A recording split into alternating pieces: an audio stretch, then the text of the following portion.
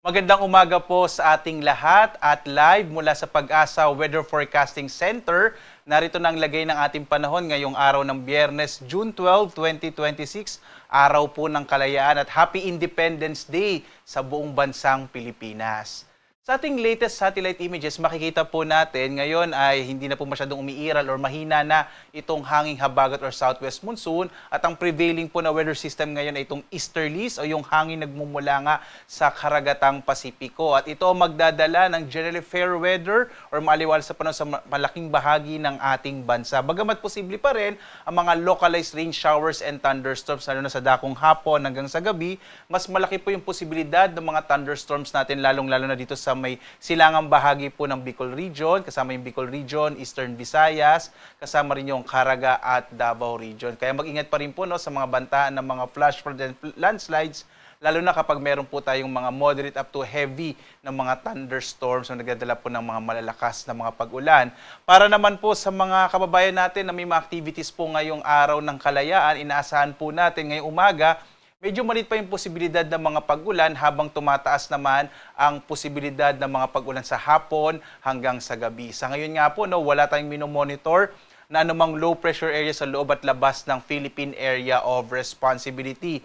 At least in the next few days, medyo maliit pa rin po yung posibilidad na magkaroon tayo ng bagyo. At dito nga sa Luzon, inaasahan natin ang malaking bahagi ng Luzon ay makararanas ang generally fair weather. Malaki pa rin yung posibilidad ng mga localized rain showers and thunderstorms sa dakong hapon hanggang sa gabi, habang sa umaga hanggang sa tanghali medyo mainit na panahon po yung mararanasan. Dito nga sa Lawag, agwat ang temperatura natin nasa 26 to 33 degrees Celsius, sa Baguio naman 17 to 24 degrees Celsius, sa Tuguegarao ay mula 26 to 37 degrees Celsius, habang dito sa Metro Manila nasa 26 to 34 degrees Celsius, sa Tagaytay 24 to 33 degrees Celsius, habang sa Legazpi nasa 26 to 34 degrees Celsius. Sa bahagi naman po ng Palawan, Visayas at Mindanao. Sa Palawan, inaasahan din natin ang mga pulupulong pag-ulan, pagkinat pagkulog sa dakong hapon hanggang sa gabi. Agwat ang temperatura sa Calayan Islands 26 to 32 degrees Celsius, habang sa Puerto Princesa 25 to 33 degrees Celsius. Sa bahagi naman po ng Visayas, bahagyang maulap hanggang sa maulap na kalangitan na pulupulong mga pag-ulan, pagkilat pagkulog din ang mararanasan. Agwat ang temperatura sa Iloilo 25 to 32 degrees Celsius. Sa Cebu naman 26 to 32 degrees Celsius, habang sa Tacloban 26 to 32 degrees Celsius. Sa bahagi naman po ng Mindanao, inaasahan din natin ang generally fair weather na may mga isolated rain showers and thunderstorms. Yung agwat ang temperatura sa Zamboanga nasa 26 to 33 degrees Celsius, sa Cagayan de Oro naman 26 to 32 degrees Celsius, habang sa Davao 25 to 32 degrees Celsius. Samantala, sa lagay po ng ating karagatan, wala po tayong naka-issue or nakataas na gale warning sa anumang bahagi ng ating bansa, banayad hanggang sa katamtaman ng inaasa nating pag-alon ng ating mga karagatan. Ligtas naman pong pumalaot yung mga sakyang pandagat at mga bangka sa mga baybayin ng ating bansa. Gayunpaman, patuloy pong paalaala ng Pag-asa kapag meron tayong mga thunderstorms, kung minsan nagpapalakas siya ng alon ng karagatan, kaya iba yung pag-iingat pa rin po, lalong-lalo na yung mga maliliit na mga bangka. Samantala, narito po yung ating inaasahang magiging lagay ng panahon sa mga susunod pa na araw hanggang araw po ng Martes. Ang nakikita po natin, magiging generally fair weather po sa malaking bahagi ng ating bansa.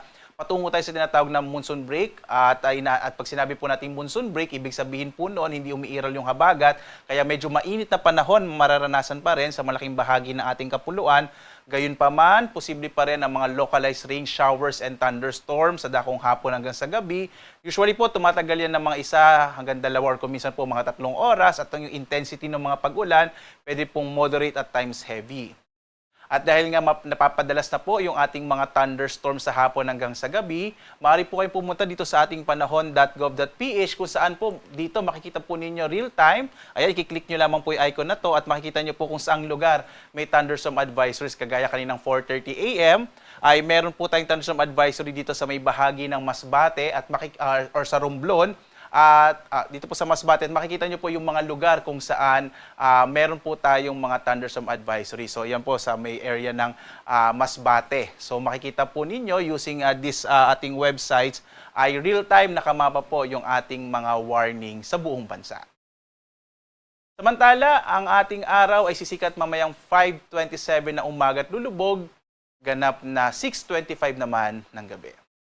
At yun nga po, no, dahil napapadalas na itong mga thunderstorms natin, lalo't ngayon ng panahon ng tag-ulan, maaari nyo pa rin sundan ng Pag-asa sa iba't ibang mga social media platforms, sa X, sa Facebook at YouTube, at sa dalawang websites ng Pag-asa, sa pag-asa.doc.gov.ph at sa panahon.gov.ph, kung saan makikita nyo po real-time, nakamapa sa buong bansa, yung mga lugar na may mga thunderstorm advisories, rainfall information, heavy rainfall warning, at mga flood advisories sa buong bansa. At live po na nagbibigay update mula rito sa Pag-asa Weather Forecasting Center. Ako naman si Obet Badrina. Maghanda tayo lagi para sa ligtas na Pilipinas. Maraming salamat po. Muli po, maligayang araw ng kasarilan sa buong bansang Pilipinas. Maraming salamat po.